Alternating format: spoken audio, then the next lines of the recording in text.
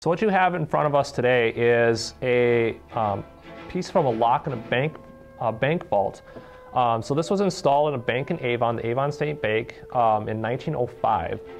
But this is where it starts getting kind of interesting. In 1909, in the morning of October 16th, there was a loud explosion in Avon. Somebody tried to rob the bank that morning.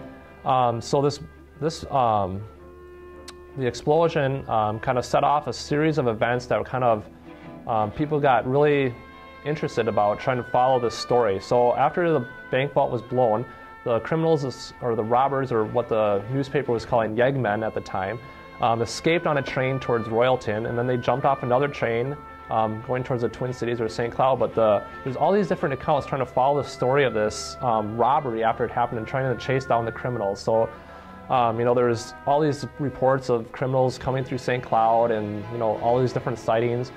And then the criminals escaped down to the Twin Cities. And for about 2 weeks later, you're kind of following the newspaper trying to figure out what was going on with these criminals. And then 2 weeks later, they ended up catching both of them. Another exciting event, though, where one of the criminals tried to shoot the police officers as they arrested him, and ended up shooting himself in the leg when the police officer knocked his hand down. So this lock doesn't look like a whole much, but once you start reading about the story behind it, it really gets kind of interesting, and you get this like a unique story. A bunch of windows got shattered, the door was kind of damaged, the bank vault was for sure damaged. So they caused probably about $200 to $2,500 worth of damage to the bank itself. Yeah, so one of the neighbors actually that lived across the street from the bank after the robbery took place went over to the bank and retrieved this. Brought it back home and such like that, and so they must have kept it in the family for a number of years, and then his son ended up bringing it into the museum.